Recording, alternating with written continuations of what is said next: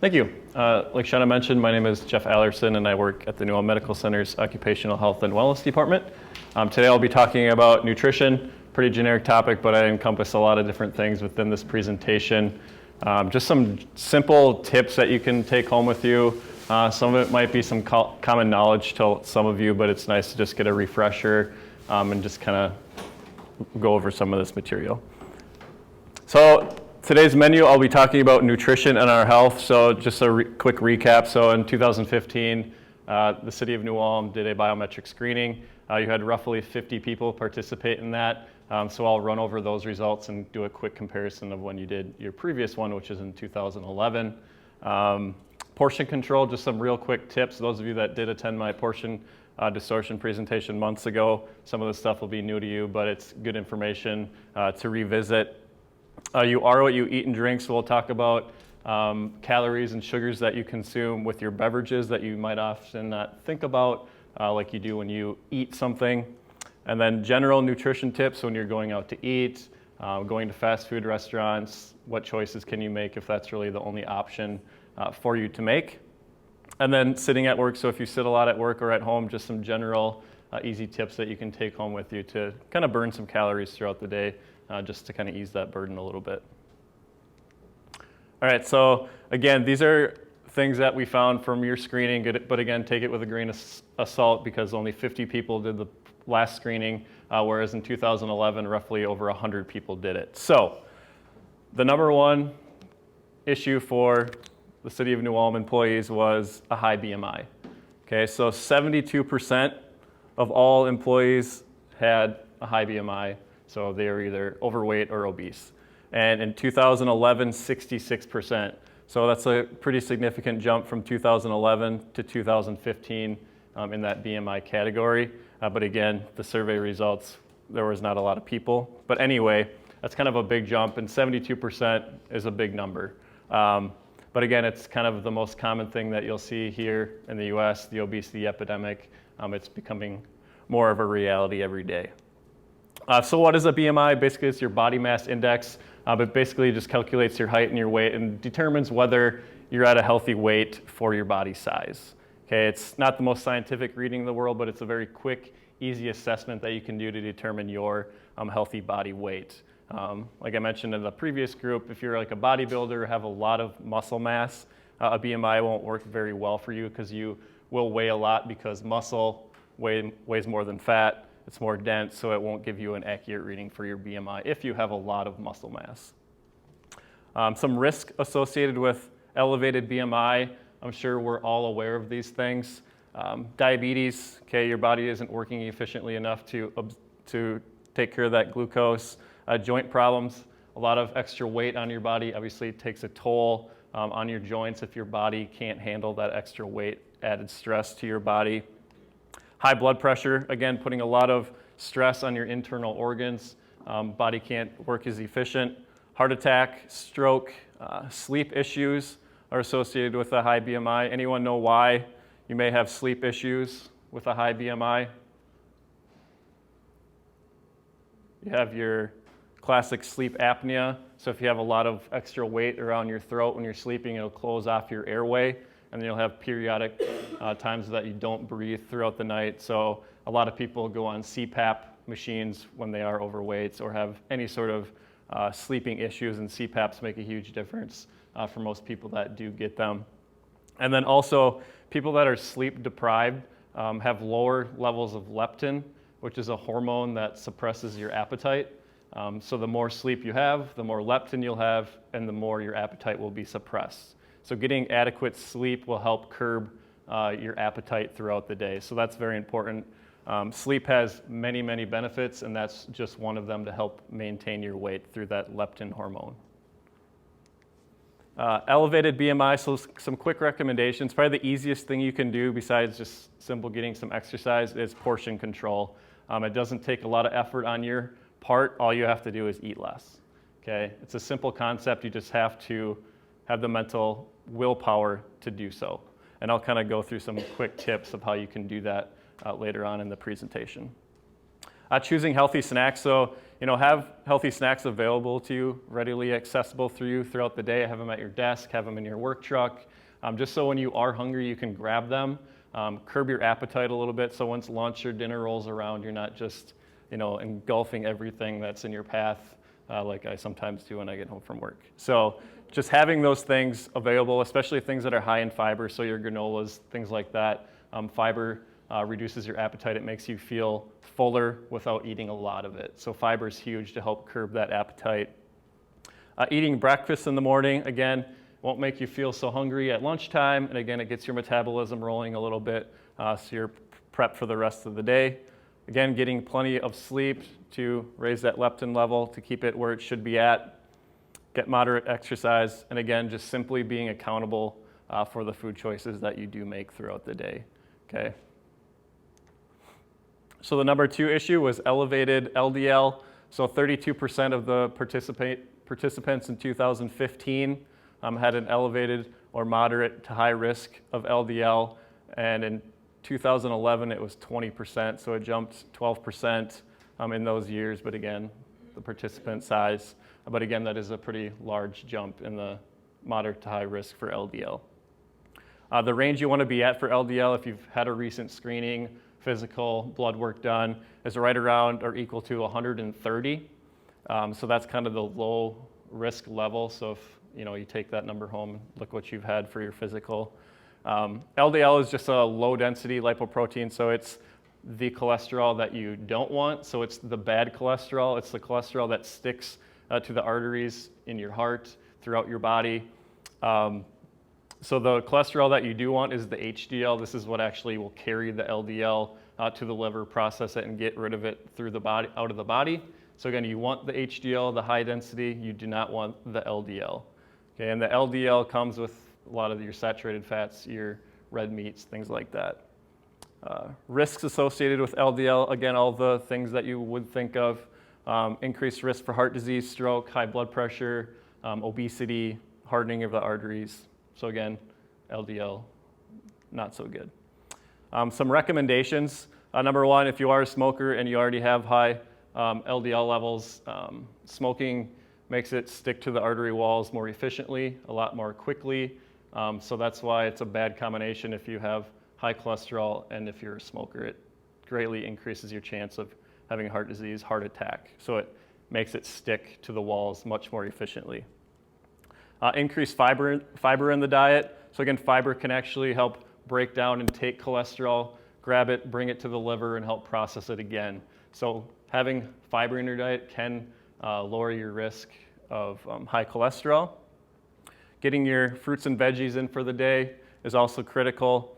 Your classic exercise, losing weight, consider medication. So some people just have high blood pressure. They can exercise all they want, they can eat right, they're still going to have high blood pressure due to the hereditary factor there. So it's okay if you know you have high blood pressure due to that, just maintain your medications, adhere to the medications that your provider gave to you.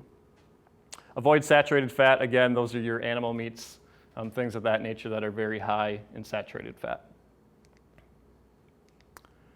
Elevated triglycerides. This wasn't in your top 3. I believe it ranked like 4 or 5 on the list. So high or elevated triglycerides. Your goal for that is right around 150. So again, if you've had a recent screening, take a look at that, see where you land. And all triglycerides are, they're converted extra calories that are stored in fat cells and released once the body needs energy. So basically, they're extra calories that the body converts into fat cells and it stores them. So any extra calories turns into a cholesterol that you don't want. So the easiest way to do that is to burn those extra calories. So maintain a healthy diet, not getting too many calories that you're not burning, so they do not turn into fat cells and they're stored, okay? Some risks associated with triglycerides, simply increased heart attack, disease, stroke, obesity, again, all your classics associated with higher cholesterol levels. Just some simple recommendations. Reduce your intake of refined carbohydrates, so the things that are high in calorie, but they don't offer a lot of nutritional benefits. So basically all they're doing is making you gain weight if you don't burn them off. So some quick examples of some simple carbohydrates, chips, candies, cakes. So a lot of things with the added sugars are, again, no nutritional benefit to you. They'll give you a little energy, and then you'll just crash hard after that energy's gone. Moderate exercise, and again, burning off those extra calories before they turn into triglycerides, and then reducing your alcoholic intake to reduce the calories that you're putting into your body. The other group didn't really like that recommendation all that much. But blood pressure and nutrition. So again, blood pressure is a great screening that you can do. I think Walmart might have a blood pressure machine that you can screen yourself. Granted, it might not be the most accurate, but it'll give you a good kind of a measure to where you're at. So the top measure when you get your blood pressure is the reading you get when the artery or the heart beats, and the bottom number is when the heart is at rest. So that's what a blood pressure is. You want to be at the normal range of 120/80. A low risk range is 139/89. So when you're kind of in that range, your doctor will keep an eye on it, but you won't really be put on any medications or anything like that. So again, 120/80 is kind of where you want to be at. Why is blood pressure screening important? Basically, it's one of those things that doesn't really have any symptoms, and a high blood pressure is a significant issue for you if you have it. So knowing your blood pressure is important because it really does not have any symptoms. So high blood pressure greatly increases your risk for heart attack, stroke, which we all probably know.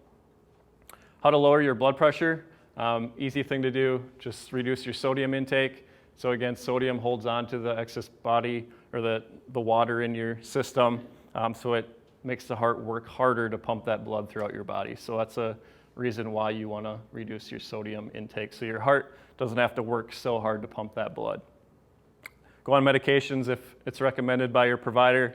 Losing weight, exercising, limiting alcohol also reduce your blood pressure. And then finally, waist circumference goes right hand in hand with a high BMI, carrying a lot of weight right around your midsection. When you have a lot of weight around your midsection, it puts pressure on your internal organs. The body can't work as efficient, and it increases your chance for heart attack and stroke, diabetes. So the high risk for men, about 40 inches you want your waist, and again, that's right at the belly button is where you measure your waist circumference, and then for women, it's about 35 inches. I told the other group when I go around and do these screenings every now and again, and I measure someone's waist and it's, like 50, and they just are like, what in the hell? Like, how is that possible? They're like, I just bought pants the other day that were like 35, 40. How is that? Or is your tape measure wrong? But then they just need to know that the measurement is taking place up here and not. So it's just kind of. All right. So portion control is the next section. So again, like I mentioned, this is just an easy thing that you can do to limit your calories throughout the day. So if you do choose to exercise, maybe you don't have to exercise as much to maintain or lose weight, whichever you're ready to do. Who can tell me the difference between portion and serving size? Those of you that are in my last presentation should know this. I recognize a few of you from that one. So the difference between a portion size and a serving size.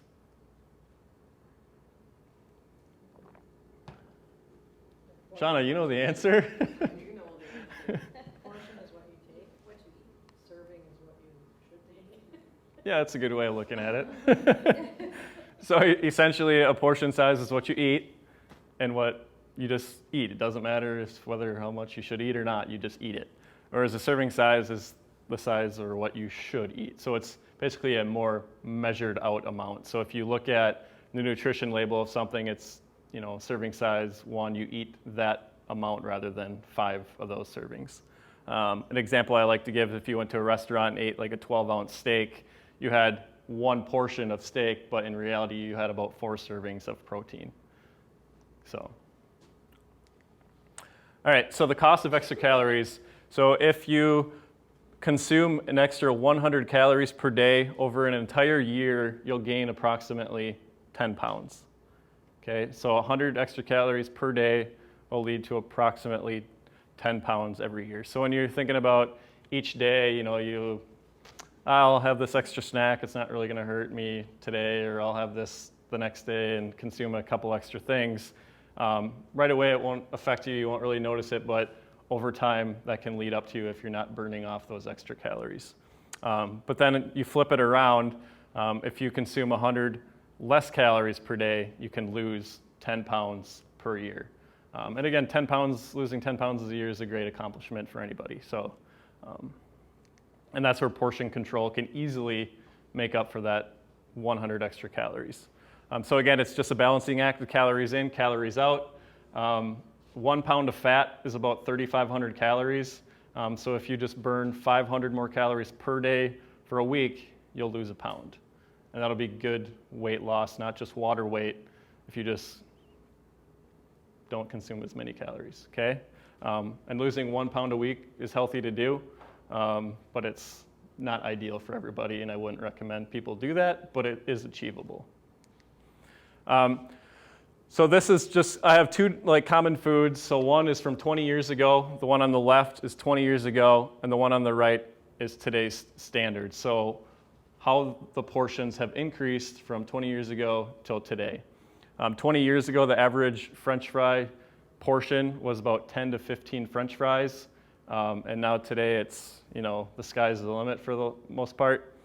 So can anyone guess the average calorie increase from 20 years ago till today on an average portion of French fries? Let's throw out a number. 300. It's a good guess. It's about 400. And again, just putting in perspective, so about how long would you have to walk leisurely to burn 400 calories? So just by consuming those bigger portions of French fries, how long would you have to walk to burn that difference off? Heard some 40 minutes over here. An hour? So about 1.5 hours. A lot of people go on a walk that long. So if you walk about that long, you're going to burn roughly 400 calories. But I like to say if you just didn't eat that larger portion of French fries and went for a walk anyway, your calorie debt is 400 versus breaking even. So just kind of look at it that way. So if you just make real simple decisions throughout the day of what you're consuming, you can greatly reduce your calorie intake by just simple decisions.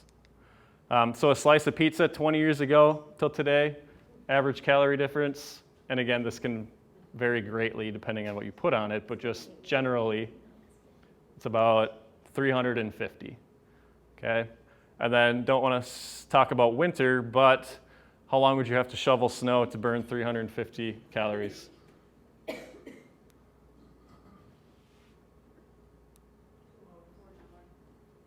Heard an hour, 2 hours. So about an hour of snow shoveling just to make up the difference for eating a lot of pizza. So it's just kind of interesting.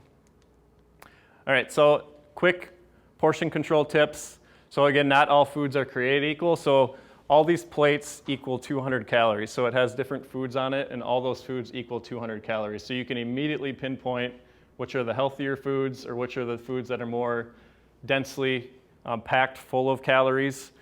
So you have your eggs, which are full of calories. Granted, they're good calories for you. There's good nutrients in eggs and the egg yolk. You should consume the egg yolk. It has a lot of good value to you. So like a half of a hamburger is equivalent to an entire plate of broccoli or celery. Half a muffin, some chocolate kisses, a little bundle of French fries there, and then a little pile of nuts. So nuts is highly packed full of calories, but again, it's the good fats that you're getting in those nuts. So it's kind of interesting to see what the equivalent of 200 calories and what it may look like. Using a smaller plate, bowl, or glass can help you eat less. It's very proven. You will eat less if you have a smaller plate. It looks like you have more.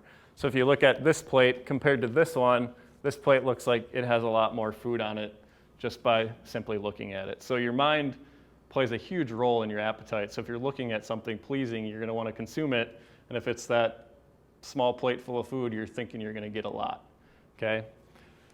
So us as Americans have even had to increase the size of the plate over 20 years. So 20 years ago, the average plate size was 7-8 inches in diameter, and now it's 12. So 12 is pretty much the standard. So when you're increasing your portion sizes, increasing the plate size without you even realizing it, It's just kind of part of everyday routine. You're so accustomed to eating those large portions that you don't even notice it. So it's just part of your daily life. Dish it up, avoid container eating. I'm sure this holds true for a lot of us in here. I know myself, if I sit down with a bag of popcorn without putting it in a bowl, 100% of the time I'll eat the whole thing. I love salty snacks, and if I have them, I'm gonna eat them. So I put them in a bowl. There's been a lot of studies that show that if you put something in a bowl, you eat roughly 50% less. So that's a huge amount when you're going and thinking about reducing your calorie intake, and that's just a simple thing that you can do. Avoid placing all the food on the table during mealtime. So again, a lot of this holds true for me. I've been trying to reduce portion size over the last year or so, and it's been working out well for me. So if you have the food right in front of you, you're gonna continue to take it, especially if you're still a little bit hungry or if you ate fast. But if you put it on the counter and dish your plate up and then go sit at the dinner table, it's not sitting right in front of you, you're not smelling it, you're not seeing it, so you may not eat as much if you dish it up. Cut portions by sharing restaurant meals, especially desserts. If you get a dessert, maybe just get it as kind of a reward or a celebration of some sort. Treat it as a treat for you, not like an everyday thing, so it's not really that special. Or you can split a dessert if you choose to get a dessert. Ask for a ToGo box and take portion of your restaurant meal home. So right away when you get your meal, just ask for a box, put half of it away, or just simply share a meal. So again, easy way to cut your portions. I just ate at Olive Garden a couple weeks ago, and I can't remember what I got, but it was a pasta dish, and it was just huge. I mean, that's just what you get at Olive Garden. You pay a lot of money, you get a lot of food. Plus you get the breadsticks, you get the salad, so you're already pretty much full before the meal even gets there, but you're like, I ordered this, I better just eat some of it. And before you know it, 3/4 of it is gone. You've probably consumed who knows how many calories. Right here, so a portion size of grain is like a hockey puck size, and that's cooked. So just think about a hockey puck, and then if you've ever been to Olive Garden or a place where you get a large portion of pasta, just think of how many hockey pucks are equal to that. So again, it's pretty interesting, especially when you go out to eat. Granted, you can control your portions a lot better when you cook at home, but. So again, waiting. So if you're eating, if you spent a lot of time to make your meal, take and spend a lot of time to consume your meal. It takes your brain about 20 minutes to communicate with your stomach to tell you that you're full and you probably shouldn't eat anymore because I don't need anymore. So have some conversation, enjoy your food, enjoy the smell, enjoy the taste. You may have put a lot of work into it, so at least enjoy it. I know everyone's busy nowadays, got to eat and run and do this, but try to take some time to eat, and you will eat less if you eat more slowly. Turn off the TV or just any distraction in general when you're eating. Again, distracted eating, you always consume more because you haven't really realized how much you've already ate, and you're not really thinking about what you're consuming, you're just eating it to get it done with. And before you know it, half the pizza is gone. So just, again, enjoy your meal, enjoy what you've prepared. So again, just quickly, this is what your plate should look like. So half fruits and veggies and half grains and proteins. Too often, I know for myself, it's usually 3/4 protein and then maybe some grains or whatever over here, or maybe just some protein if I'm in a hurry, throw something on the grill, and that's what I eat, and I'm done. But again, trying to get the half and half concept down and to consume a whole range of the food groups. Again, going back, I would assume most of us know how to read a nutrition label, but again, when you're consuming a whole package or a whole container of something, you always have to multiply the servings per container by the amount of calories. So you've consumed this whole container, which was 2.5 servings, 100 calories per serving, so you've just consumed 250 calories. New food labels will be coming out very shortly. I said that in my last presentation. They still haven't came out, but the nutrition label on your left here is the one you're currently seeing, the one you're used to. This one on the right is what they will look like here soon. Everything will look the same except for the yellow highlights. So they'll be increasing the serving size so you see it easier. increasing the calories that are in that particular item. Flip-flopping, so the percentages are on the left side, and products will now be required to have added sugars on them. Some products have them currently, but it's not required. So if a product has a ton of added sugar on it, they're not going to want to put it on there. So now they're going to have to. So again, the huge obesity epidemic here is largely due to those added sugars and those simple carbohydrates that we're consuming like crazy that are leading to us gaining weight. So again, that's huge. And then just some other minor things. So it's kind of interesting to see that. If you're out shopping and you're looking for some fat-free items, just so you understand kind of what those things mean. So what does fat-free mean? What does low-fat, reduced fat? What does low-fat or light mean? So fat-free, it's still going to have a little bit of fat in it, so 0.5 grams or less, which is really nothing. Low-fat, 3 grams or fat or less per serving, which is still really nothing. Reduced fat, it's just basically 25% less fat than its normal product. So it's just whatever grams of fat that the original product has, it's just 25% less than that. And then if you look for your light products, it's 1/3 the fewer calories or 50% less fat. But when you are out looking for these products, be really wary of purchasing low-fat items, so be an avid label reader on these. So what products will do to make it taste better, so you keep buying it, they'll add extra sodium, added sugars, and things like that, so it tastes better. So always look at labels of these fat-free items, so check out the sodium and if it has added sugar and things like that, so you know what you are consuming. I always like to say fats are not bad. We need fat to survive. It's good for our joints. It's good for our mental capacity. It's good for a lot of different things. So just be choosing to eat healthier fats like your avocados, your salmon, olive oil, olives, nuts that have a lot of the omegas and things like that that are beneficial to you. Fish oil. I talked about this in the last group, but it's just a website that lists all the fast food restaurant menu items and it ranks them from best to worst. So it'll take all the fast food restaurant French fries and it'll rank them from best to worst healthy wise, and then it'll do the same for hamburgers, specialty burgers, chicken strips, whatever else, and it's pretty interesting. I'll forward it to Shauna and she can maybe send it out or whatever, but it's just kind of fun to look at. But it just ranks them. So I told the other group that Dairy Queen, which we have in town, has a lot of the like worst or very close to the worst items. So their French fries were the worst, I believe. Their chicken strip basket was the worst by far.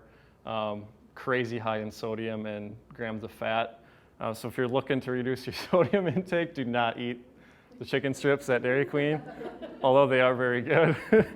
But it's just kind of interesting. I'll talk a little bit more about fast food here in a second. And again, fat is not always bad. We need it to survive.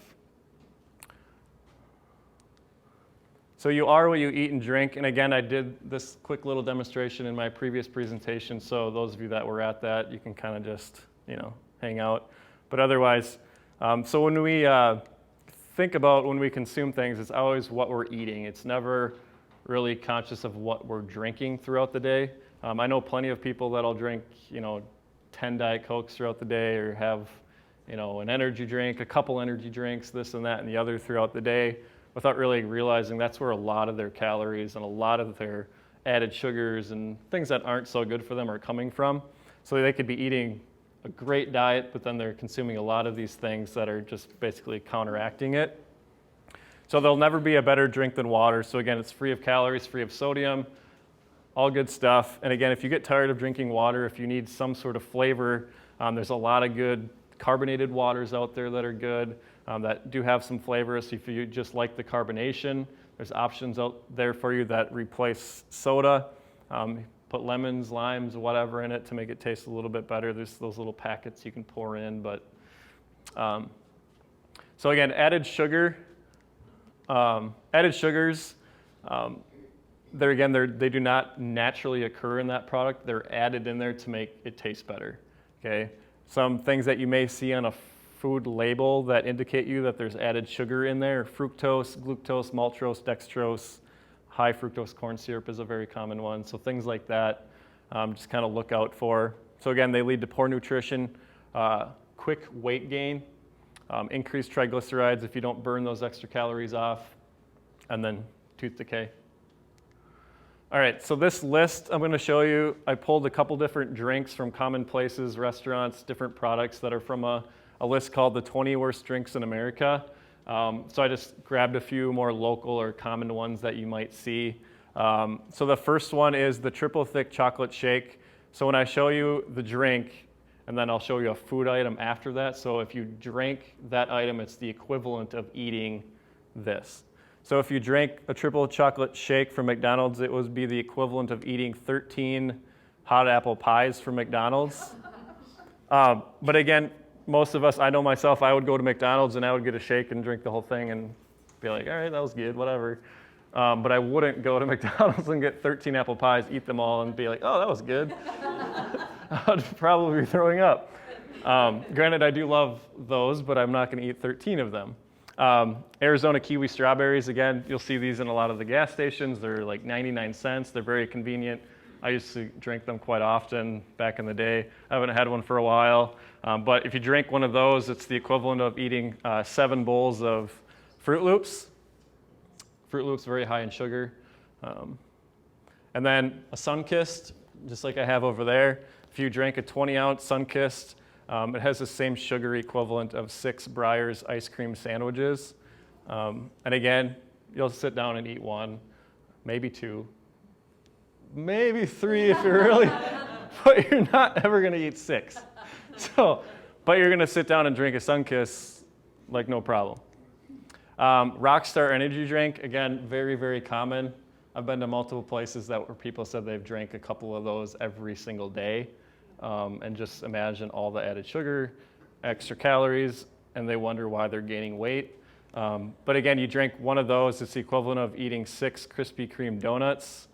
So again, they're very good, but you probably are not going to eat 6 of them. A margarita from Red Lobster. If you drink one of those, it's the same as 7 Almond Joy candy bars. And then finally, this was the worst drink in America. It's from Cold Stone.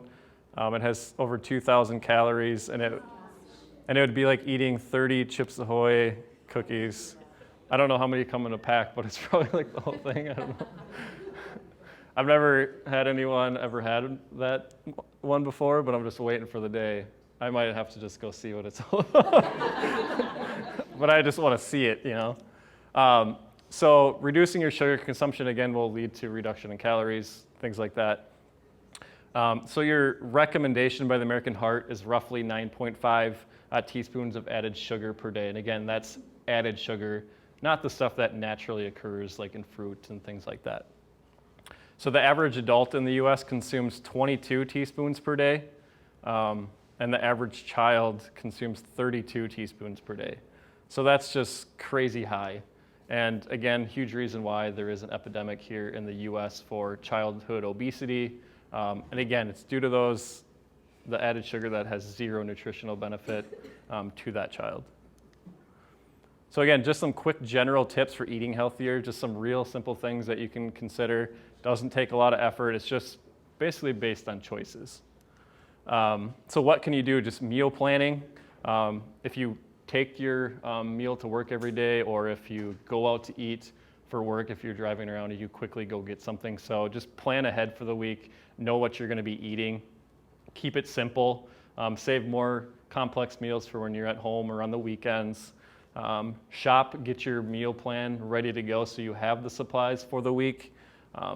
Cook in advance, especially pack your lunch the night before if you bring it to work. Otherwise, you'll wake up in the morning and not really feel like doing it. 100% of the time, if I don't pack the night before, I'm not bringing a lunch the next day, no matter what, pretty much, for me anyway. Start slow. Again, you don't have to change overnight. Just maybe one day a week making a better choice.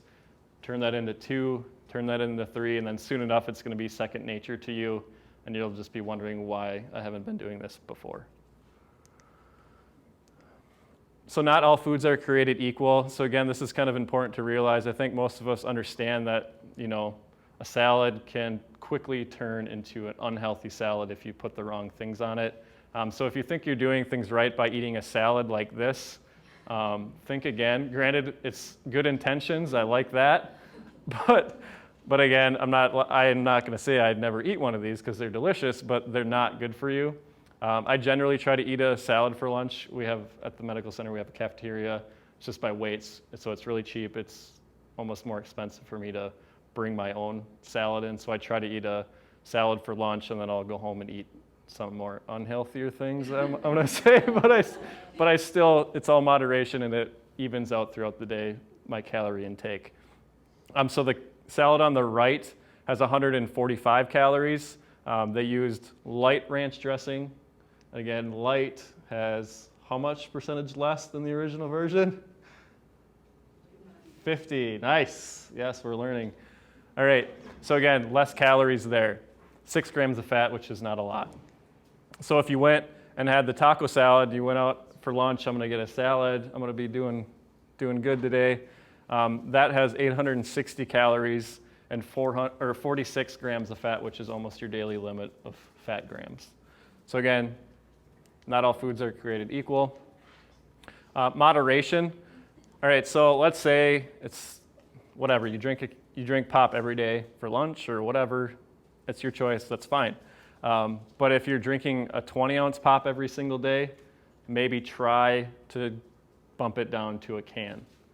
So again, that's a 100-calorie difference. In my previous slide, remember, if you consume 100 less calories per day, you could lose 10 pounds per year. So if the only choice you made was to drink 12 ounces versus 20 ounces every day, awesome. That's a big change if you're very accustomed to doing it, and versus the big 32-ounce whatever from a convenience store. So even if you're drinking this every day, I'm sure there's plenty of people out there that do that. If you went from that to that to that, that's a huge difference. Here's an ad from 1950, 1960 that just kind of shows how portions have gotten out of control. So back then, 16-ounce size, fed a family of 3 just fine. And now if you have a 16-ounce size yourself, you're going to want a little bit more because that 16 ounces just wasn't quite enough. So I just thought that was interesting. So if you don't have the convenience, you don't have the time, your job doesn't allow it, because sometimes you're traveling a lot, you just don't have the time, and it's a convenience factor. So if you do have to go out to eat, choose maybe healthier fast food places such as Subway, Chipotle, Jimmy John's. I have an asterisk by these for the reason you can also get very unhealthy things at these places, but the options for healthy things are there for you if you choose them. So keep healthy snacks available, maybe in your work vehicle, on your desk, things like that, again, to reduce your temptation to eat a lot later on. Have water with you. It can help you feel more full before meals. It may curb an appetite, so water is helpful to have. It may prevent you from swinging into that gas station to get something to drink, and then you come out with a couple hot dogs and some nachos or whatever. But again, it's just some easy, simple tips that you can do. Sample lunches. Again, lunches that you bring to work, they can be easy to put together if you plan them well, and they can save you a lot of money. If you're going out to eat a lot every day, that can get expensive. Just some simple, fruit is very portable. It comes pre-packaged. A banana, take the peel off, boom, you got yourself a snack. Apples, oranges, Cliff Bars, easy things that you can quickly pull together and bring with you. If there are no other choices, so if you absolutely have to go to a Burger King or a McDonald's or whatever, if you really like to always get a Whopper that has over 1,000 calories and 65 grams of fat, which is well over your daily limit for fat grams, maybe just choose a hamburger that day. So the difference is roughly 700 calories. Okay, that's a huge chunk of calories just by that easy decision that you made. I probably don't need that Whopper. Maybe I'll just get that hamburger, and if I'm still hungry, I'll eat a cheese stick or a granola bar or a banana or something like that. So you can still eat the more unhealthy thing, but you can supplement it with something maybe a little more healthy if you're still hungry. So again, just that simple choice is huge. Again, you can swap things out. So instead of a Snickers bar has a lot of added sugars, just eat a handful of almonds. If you like some crunchy flavor, some chips, have some crunchy carrots instead. Same thing, right? Baked chips versus fried chips, again, not a huge difference, but over time, it will make a difference. White popcorn versus buttered popcorn, whole wheat PB&J for lunch versus a hamburger. Maybe have some real fruit versus fruit snacks. I do like fruit snacks, but again, actual fruit is a lot more beneficial to you. So eat the apples that are provided to you here. So if you sit a lot at work, or if you go home, you sit a lot, just some quick things that you can consider. Just eat healthier throughout the day. If you don't have access to a lot of physical activity, if you do sit a lot, you go home, you're tired, you don't feel like doing anything, just eat healthier throughout the day so you don't have to worry so much about that calorie count. Parking further away, just burn a couple extra calories as you're coming to work, burn a couple extra calories when you're going home from work. Walk or bike to work if you can. Hold walking meetings if it's nice outside, or if you have a walking path in your facility, you know, kind of a route to take. You can sit and chat with somebody rather than sitting at a table across from them or by somebody's desk. Walk on your lunch, walk on your breaks. I try to walk on my break when I can, when it's nice and if time allows. Sometimes I work walking into my schedule, so it's something I do and I don't have the excuse of I didn't have time. So easy things you can do there. Walk to a coworker instead of emailing them. I do that quite often. Consider a standing workstation or an exercise ball at your office. Granted, that requires some investment and some money, but standing or on a stability ball helps you burn more calories throughout the day. Some of you may have jobs that you move around enough. It's physical work where you don't have to kind of worry about that, but others do sit a lot throughout the day and they don't have that benefit. Take the stairs, take the long way around. Again, real simple things that we've probably all considered and are aware of. Do some stretching, take an energy moment to just relax, unwind a little bit so you feel a little bit more refreshed. Any questions on the presentation? Can be about anything really, if you have any. I have a question on the high fructose corn syrup. You know, it's such a big thing. People are saying, oh, you shouldn't have any of it. What are your thoughts on that? Is that something you should? So the argument is like whether the corn syrup is worse or is like the aspartame or the concentrated sweeteners for like diet sodas. I mean, the only real negative for corn syrup is it's high in calories, and if you consume a lot of it, you're gonna gain weight if you don't burn it off. Whereas there's been a lot of studies out there about the sweeteners and, you know, the cancer and this and that and the other, but there aren't really any significant studies out there showing that those sweeteners are overly harmful to you. Some research that we've seen or we've done, so it's the classic argument, which is better, regular soda versus diet soda. So which one, you know, is better for you? Neither are probably the most relevant choice and best choice for you. But if you are choosing, I mean, it's really hard to say. So a regular soda, the biggest difference is what it's sweetened with versus diet. So everything else is really the same. The phosphorus, which is bad for your bones and your teeth and all that other jazz. The added colorings in this, which isn't good for you. So with the sweeteners in regular soda, you're gonna gain weight quickly, like very efficiently because of the high calorie content and the added sugars. Whereas the diet soda, you can gain weight over time very slowly, but you'll keep that weight. So what the aspartame and those high sweeteners do is they make the body produce insulin, and insulin is your fat storing hormone. So when you're producing that insulin and you don't really need it, it's going to store fat, so you're going to gain that weight over time, slowly, but you will gain it. Whereas regular soda, you'll just gain the weight more quickly if you don't burn it off. So that's kind of the difference there. But the other group asked a question about sea salt versus regular salt and Himalayan salt of some sort, which I didn't know much about. But anyway, sea salt versus regular salt, chemically they're the same. They have the same amount of sodium per weight. But with sea salt, you may put on less because it's bigger granules when you put it on.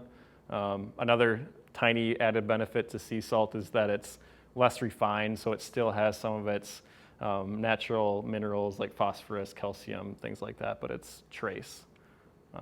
But it's better than nothing, I guess.